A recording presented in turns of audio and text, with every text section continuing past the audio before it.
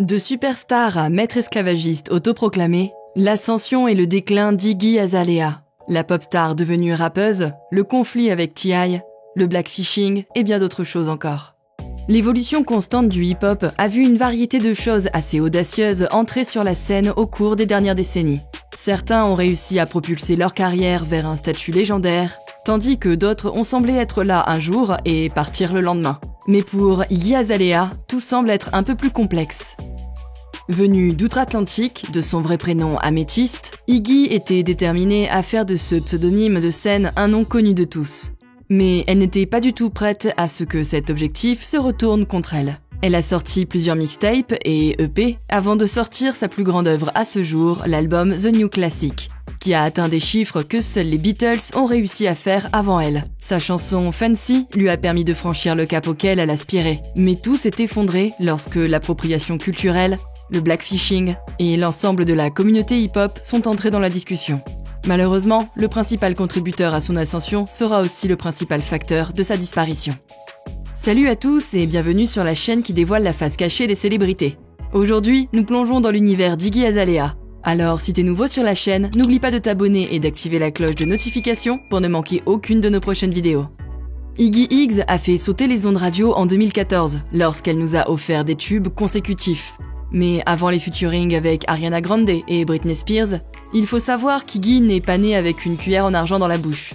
Née et élevée dans le quartier de la Nouvelle-Galles du Sud, en banlieue de Sydney en Australie, Iggy, contrairement à d'autres artistes que nous connaissons, ne vient pas d'une longue lignée de musiciens ou de quoi que ce soit de ce genre. Elle vivait avec ses frères et sœurs dans une maison que leur père, un auteur de livres pour enfants, avait entièrement construite de ses mains avec des briques de terre, entourée de 12 acres de terrain. À l'âge de 14 ans, Iggy fait les premiers pas de son voyage musical en formant un groupe de filles avec 2 autres filles de son quartier. Comme dans tous les groupes de nos jours, rapper semble être une obligation, et Iggy était impatiente d'en faire sa spécialité. S'efforçant d'être la leader du groupe nouvellement formé, leur aventure a malheureusement tourné court, et elles ont fini par se séparer, car les autres membres traitaient le projet comme un groupe anecdotique de danse dans un concours de talent pour collégiennes. Dans sa quête pour devenir la prochaine grande vedette, Iggy savait qu'elle devait faire sortir sa musique de l'Australie et la ramener vers le continent américain. Elle finit par abandonner l'école et aide sa mère à nettoyer des chambres d'hôtel et des maisons de vacances afin d'économiser pour sa grande évasion, dont ni sa famille ni elle-même ne sont encore au courant à ce moment-là. À son arrivée aux États-Unis en 2006, à l'âge de 16 ans, elle explore la région de Miami, en Floride, avant de décider de ne pas retourner dans son pays. Sa mère est très triste, mais elle sait que c'est le destin de sa fille et l'autorise à rester, en faisant tout de même des allers-retours entre l'Australie et les USA tous les 2 mois pour renouveler son visa. Elle passe de Miami à Houston au Texas, puis à Atlanta en Géorgie, avant de rencontrer un rappeur nommé Backbone. Sur les réseaux sociaux, elle a rencontré quelqu'un d'Interscope Records qui l'a encouragée à déménager à Los Angeles pendant l'été 2010. Interscope la gère pendant une courte période, et c'est à cette époque qu'elle adopte son nom de scène en prenant le nom de son chien Iggy et la rue où elle a grandi, Azalea Street. Son ascension commence à s'installer régulièrement après la sortie de sa chanson That Rhythms with Wussy, en featuring avec YG, Joe Moses, Chevy Jones et Problem. En 2011, elle a publié le clip My World avec la participation de Tiny Lister alias Dibbo, mais également Friday, puis sa chanson Two Times. Ces 3 titres gagnent rapidement en popularité sur internet, ce qui ne tarde pas à attirer l'attention de l'autoproclamé King of Atlanta, le rappeur T.I. Sa mixtape de 2011, Ignorant Heart, avait mis Iggy Azalea sur le devant de la scène, et les gens étaient vraiment impatients de voir ce que cette Barbie rappeuse avait dans le ventre. 2012 a été une année encore plus importante pour Iggy. Elle a fait la couverture de XXL en tant que membre de la Top 10 Freshman List du magazine aux côtés de French Montana, Machine Gun Kelly, Roscoe Dash et d'autres. Elle a fait ses débuts à la télévision américaine la même année en apparaissant aux côtés de T.I. et d'autres artistes de son label, Hustle Gang, au BET Hip Hop Awards Cypher. Le même mois, elle a eu la chance de participer à une mini-tournée avec l'artiste britannique Rita Ora pour la tournée radioactive de Rita. Iggy a fait de grandes choses, et l'année suivante, en 2013, sa carrière déjà montante a explosé avec son premier single, Work, issu de son album le plus notable à ce jour, The New Classic. Cette belle et grande blonde a mis l'industrie en émoi lorsque son morceau mélodramatique, composé de paroles pleines d'esprit mais faciles à comprendre, sur ses luttes en tant que jeune fille indépendante de 16 ans essayant de réussir, et a intéressé les plus grandes icônes du hip-hop. En rejoignant le rappeur Nas sur la partie européenne de sa tournée Life is Good, Iggy a gagné le soutien des icônes du rap et a fini par s'aventurer du côté du grand public en empruntant la voix de la pop. La vidéo inspirée de Indian pour son deuxième single Bounce est diffusée en avant-première sur Vevo. En mars de la même année, elle a été choisie pour se produire au centre de charité Chime for Changes, aux côtés de Beyoncé, oui, Giselle Knowles-Carter, et s'est retrouvée en quelque sorte en première partie de la tournée australienne de Beyoncé, le Mrs. Carter Show World Tour. Le troisième single, Change Your Life, a été diffusé pour la première fois sur la radio BBC One Extra en août de la même année. La chanson et le clip sont interprétés par T.I. qui l'a également accompagné lors de sa première apparition dans l'émission BET 106 & Park en octobre, la présentant à un public qui ne la connaissait peut-être pas encore. C'est là qu'elle a interprété Change Your Life aux côtés de T.I. et bien qu'elle n'ait pas été signée sur son label Hustle Gang, on savait que les deux étaient très proches. Un peu comme la quasi-totalité de la scène rap de la côte Est des années 90 était affiliée à Death Row à l'époque où Suge Knight dirigeait le label. Work et Change Your Life avaient fait évoluer la carrière d'Iggy et grimper régulièrement dans les charts. Mais le morceau qui va tout changer est Fancy, avec Charli XCX. Sorti le 24 février sur les radios urbaines du Royaume-Uni comme le 4e single de l'album, il allait propulser à lui seul l'ascension d'Iggy vers la superstar mondiale qu'elle est devenue. Le clip sorti au mois de mars, inspiré du film comique d'Alicia Silverstone de 95, Clueless, est devenu le plus populaire d'Iggy à ce jour. Le clip a été parodié sur tous les réseaux sociaux et à la télévision, et la quantité de costumes de Cher et Dion dont nous avons été témoins cette année-là était infinie. De la publicité aux stations de radio en passant par les épiceries et les magasins de détail, la chanson a permis à Iggy d'atteindre sa première place au Billboard Hot 100, ainsi que la première place au US Dance Club et au Hot Rap. Fancy était la chanson numéro 1 dans le pays. Iggy est devenue la 4e rappeuse de l'histoire à être en tête du classement Hot 100. Elle a ensuite participé au hit Problem d'Ariana Grande. La collaboration s'est retrouvée à la 2e place du Billboard Hot 100, ce qui a constitué une autre consécration historique pour Iggy. Elle est devenue la 2e artiste musicale de l'histoire à obtenir à la fois la 1re et la 2e place pour sa première apparition dans le classement. Les seuls artistes à y être parvenus avant elle étaient les Beatles. Sa collaboration avec Rita Ora sur Black Widow lui a permis d'atteindre 3 fois le top 10 du hit parade Billboard. Il était alors évident que Miss Iggy était au sommet de sa gloire, et que de nombreuses autres rappeuses l'admiraient. Mais avec tout l'amour, les louanges et le culte des fans, la haine était elle aussi malheureusement présente. Alors que Fancy brillait comme un diamant au sommet des charts, Iggy était confronté à des réactions négatives de la part des fans de rap et de la communauté hip-hop, qui lui reprochaient de ne pas être assez hip-hop. Des vidéos de son segment Cut the Mic lors de concerts étaient devenues virales et ont été utilisées comme justificatif pour prouver qu'Iggy Azalea n'était qu'une grande imposture. L'autre Barbie du rap la plus connue, Nicki Minaj, a lancé des piques à l'encontre d'Iggy alors qu'elle recevait son prix de la meilleure artiste hip-hop féminine au BET Awards de 2014. En prononçant la célèbre citation « Quand vous entendez Nicki Minaj cracher ses rimes, Nicki Minaj les a écrits », les médias n'ont pas hésité à s'emparer de l'affaire et à y voir une attaque contre Iggy, puisqu'il avait été récemment révélé qu'elle avait fait appel à des ghostwriters pour ses plus grands succès. Bien que Nicki ait clarifié sur Twitter que son discours n'était pas une attaque, les fans ont immédiatement commencé à prendre parti, et les choses se sont transformées en un débat racial, avec les fans de Barbie d'un côté, et ceux de l'autre camp accusant Iggy d'appropriation culturelle. Ce qui revient à dire qu'Iggy aurait atteint le sommet de sa carrière en raison de son manque de mélanine, si vous voyez ce que je veux dire. D'autres stars comme Azealia Banks ont pris part à la discussion sur l'appropriation culturelle après qu'il ait été révélé qu'Iggy avait été nommé pour un total de 4 Grammy Awards. Lors d'une interview avec Hot 97, Azealia a brièvement parlé de son problème avec Iggy, rappelant finalement son privilège, plus précisément le privilège des Blancs. Lorsqu'ils remettent ses Grammys, tout ce qu'ils disent aux enfants blancs c'est « Oh oui, tu es génial, tu es incroyable, tu peux faire tout ce que tu veux » et disent aux enfants noirs « Vous n'avez rien ». Sans surprise, ce n'est pas la première fois qu'Azealia s'en prend à Iggy. Environ 3 ans auparavant, en 2011, Azealia avait tenté de déclencher un conflit avec Iggy en l'interpellant sur sa chanson de 2011. Vous savez, celle qui rime avec Voici, laissant entendre qu'Iggy avait volé son concept.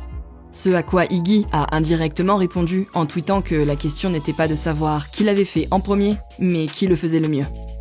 En réponse à son interview sur Hot 97, Iggy s'en est à son tour pris à Azealia, dans une série de tweets révélant le fait que de nombreux artistes noirs réussissent dans tout genre de musique, et que la seule raison pour laquelle Azealia ne l'avait pas fait était due à sa mauvaise attitude.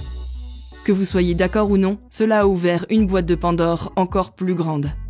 Certains fans ont joué le rôle d'inspecteur gadget et sont allés fouiller dans les vieux tweets et le catalogue musical d'Iggy, dans l'espoir de découvrir quoi que ce soit pour la faire tomber de son piédestal. Semblant atteindre leur but, une ancienne chanson, Drugs, datant de l'époque de sa première mixtape, a refait surface et contenait des paroles très douteuses. Je cite « Quand le relais commence, je suis comme un maître d'esclaves en fuite ». Lorsqu'Azalia a eu vent de ce message, elle a cité les paroles et a également mentionné qu'elle avait un problème avec le manque d'intérêt d'Iggy pour le mouvement Black Lives Matter, qui était un sujet pourtant majeur à l'époque, notamment dans le secteur du hip-hop. Le bad buzz sur Twitter est devenu si intense que le rappeur Q-Tip s'est impliqué en partageant une longue histoire sur les origines du hip-hop. Même T.I. s'est impliqué en prenant la défense d'Iggy. À la suite de son conflit avec Azealia Banks et Q-Tip, Snoop Dogg a pris l'initiative de poster un mème plus que grossier sur son compte Instagram personnel pour se moquer d'Iggy. Lorsqu'Iggy a eu vent du message, elle a répliqué en demandant pourquoi il avait posté une telle photo, alors qu'ironiquement, Snoop envoyait, d'après elle, ses gardes du corps chez elle dans l'espoir de prendre quelques clichés avec elle. En réponse à Iggy, qu'il a pratiquement dénoncé sur son comportement de fanboy, il a uploadé une vidéo sur son compte en s'adressant à Iggy et en la décrivant par un mot qui commence par C et qui rime avec chasse. Pour ensuite poster une autre vidéo peu de temps après pour s'excuser, après que T.I. ait mis sa cape pour prendre encore une fois la défense d'Iggy. À ce moment-là, détester Iggy Azalea était la chose cool à faire et d'autres rappeurs, des fans opposés et beaucoup d'autres l'avaient bien compris. Les gens n'ont pas hésité à prendre le train en marche, y compris Eminem, dont l'une des chansons contient un texte misogyne à l'égard d'Iggy. Lorsque la chanteuse Tinashe a sorti sa chanson All Hands on Deck, le couplet d'Iggy a été accueilli par une nuée de réactions de ses fans qui sont allés jusqu'à lancer une pétition pour demander l'effacement du couplet d'Iggy dans sa chanson et rendre aussi impossible toute implication d'Iggy dans les projets futurs de Tinashe. Les choses ont tellement dégénéré que Tinashe elle-même a déclaré qu'elle voulait se tenir à l'écart des réseaux sociaux pendant quelques jours pour que le chaos se calme. La vidéo de la version remixée d'Iggy devait soi-disant remplacer la version originale, mais ce plan ne s'est jamais concrétisé. Tinashe a opté pour la version sans Iggy. Tinashe devait également participer à la prochaine tournée d'Iggy, mais elle a fini par assurer la première partie de la tournée Pink Print de Nicki Minaj, insistant sur le fait que des changements étaient plus dus à des conflits de planning qu'autre chose. Janelle Monáe, auteur-compositeur-interprète de soul music, a parlé à un animateur radio du fait que son collègue Jidenna avait samplé Fancy pour la chanson Classic Man. Elle dit, je cite, « Elle nous vole, nous la volons en retour ». Erykah Badu s'en est même pris à Iggy en direct à la télévision lors du Soul Train Awards de 2015, en mettant en scène un appel téléphonique dans lequel il dit à une hypothétique Iggy « Ce que tu fais n'est définitivement pas du rap ». Et le rappeur Macklemore a interpellé Iggy ainsi que quelques autres rappeurs dans sa chanson White Privilege 2, l'accusant d'exploiter la culture noire. Mais Iggy l'a balayé d'un revers de main en affirmant que Macklemore n'aurait pas dû passer les 3 dernières années à prendre des photos avec elle s'il ressentait vraiment tout ça. Je ne sais pas pour vous, mais moi j'ai une impression de déjà-vu. Après avoir été interpellée par le rappeur Talib Kweli, elle a pris la tangente en déclarant qu'elle avait compris le message de la chanson. Adam Lambert, ancien candidat d'American Idol, a traité Iggy de diva dans une émission matinale australienne. La chanteuse Ashley alias Miss Shampoogate l'a traitée d'idiote en 2017 et a eu une sorte de dispute avec Britney Spears, ainsi que d'autres tweets qui ont refait surface concernant du body shaming et de l'homophobie. Un autre trait qui, bien qu'il ne soit sans doute qu'un détail comparé à l'ensemble des critiques, est que les gens ont souligné l'utilisation du dialecte et du son général d'Iggy lorsqu'elle rappe par rapport à la façon dont elle parle lorsqu'elle ne rappe pas. Un genre d'accent forcé, si vous voulez. Il compare son style vocal à du blackface verbal. Plus tard dans sa carrière, on a remarqué qu'Iggy et son ancien mentor T.I. n'interagissaient plus vraiment comme avant. Certains semblaient penser que les deux se sont progressivement éloignés en raison de leur emploi du temps chargé, mais cela ne pourrait être plus éloigné de la vérité. Lors de la promotion de l'émission de compétition hip-hop de Netflix, Rhythm and Flow, T.I. a qualifié sa décision de signer Iggy de gaffe musicale et de sa plus grosse erreur. Iggy s'en est alors pris à ses mini-dreads en déclarant qu'elle avait une liste entière de reproches à lui faire et qu'elle le considérait comme un misogyne. Il a confié à l'animateur de radio Ebro sur Hot 97, Ebro in the Morning, que les deux ne s'entendaient plus à cause de sa résistance à comprendre la leçon de l'histoire de Q-Tip. T.I. a déclaré que lorsqu'elle a découvert que les Blancs l'aimaient, elle n'avait plus besoin que les Noirs l'aiment. En bref, elle changeait de style et commençait à agir différemment. Elle avait fait des gestes dont lui, T. Paris, n'était pas fier, ce qui mettait sa réputation en jeu. Tout cela selon T.I. Il semble honnêtement qu'une fois qu'Iggy ait arrêté de lécher les bottes de T.I., c'est là que l'enfer s'est déchaîné, et qu'il a commencé à agir comme si c'était lui qui s'était éloigné d'elle, alors qu'en réalité, c'est elle qui prenait tout le monde de haut. D'après ce que nous avons dit un peu plus tôt dans la vidéo, il n'avait eu aucun problème à défendre Iggy contre toutes les allégations et accusations lorsqu'elle était encore dans ses bonnes grâces. En plus de ces accusations, un clip est apparu de nulle part au milieu de tout ce drame, avec une améthyste proche de T.I., qui avait certainement été cachée dans son sac à malice. Ressemblant à une parodie de Kesha version Wish, la vidéo au style militaire éblouissant avec des routines de danse de mauvais goût, les gens se sont interrogés sur la véritable profondeur de l'appropriation d'Iggy. Mais selon Iggy elle-même, la chanson avait été créée par un de ses amis il y a longtemps, quand il étudiait la production musicale. De plus, selon elle, la pop n'a jamais vraiment été son truc. Ne laissant pas les opposants se mettre en travers de son chemin, Iggy a persévéré dans sa carrière, mais a atteint un plafond de verre en 2018 à cause de son label. Changeant de vitesse, elle a sorti un EP, Surviving the Summer, sous le label Island Records, qui a débuté à la 144e place du Billboard Hot 100. Il contient le tube de l'été Cream, avec Tyga, dont le clip a été vu plus de 300 millions de fois sur YouTube. Son deuxième album, In My Defense, est sorti en 2019, suivi d'un autre EP, Wicked Lips, la même année. Après une pause, son dernier album, The End of an Era, est sorti en 2021, et les fans craignaient que ce soit un signe de la fin de ses activités musicales. Comme si les accusations d'appropriation n'étaient pas suffisantes, les gens ont commencé à l'accuser de blackfishing. Non pas comme s'ils ne l'accusaient pas auparavant, mais cette fois, c'était assez évident selon eux.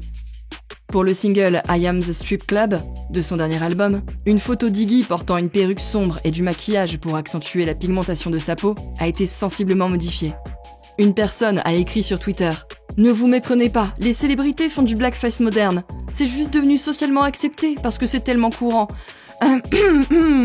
Iggy Azalea, Kim Kardashian, Ariana Grande, Kendall Jenner, pour n'en citer que quelques-unes. » Iggy a répondu aux critiques en disant que le fond de teint qu'elle portait dans la vidéo était exactement la même teinte qu'elle portait depuis des années, et que la pièce dans le clip était faiblement éclairée, avec un éclairage rouge. Soudain, je porte une perruque noire dans une scène de club et c'est un problème. Elle a ensuite partagé une photo de la teinte de son fond de teint.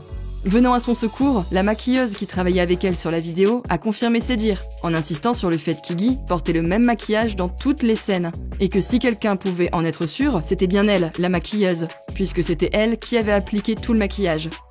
Peu de temps après, Iggy a annoncé qu'elle allait faire sa tournée End of an Era. Mais elle a choqué ses fans, en lâchant la bombe qu'elle allait effectivement arrêter la musique, mais pas de la façon dont ses fans l'avaient supposé. Elle voulait se réorienter vers d'autres projets créatifs et espère revenir du côté musical dans un avenir proche. Mais honnêtement, qui sait? Peut-être qu'Iggy veut nous faire comme Rihanna et oublier qu'elle a eu une carrière musicale. Malgré les revers, les contre-coups, les accusations et son comportement problématique, Iggy est peut-être tombée dans l'oubli, mais elle reste une artiste qui a compté au niveau international. Ses clips de sa chaîne YouTube continuent de récolter des milliards de vues sans passer à la radio, ce que beaucoup de nouvelles rappeuses aimeraient pouvoir dire. Ses nombreuses récompenses, American Music Awards, Billboard Awards, People's Choice Awards, 4 Teen Choice Awards et plusieurs nominations aux Grammy Awards parlent d'elle-même.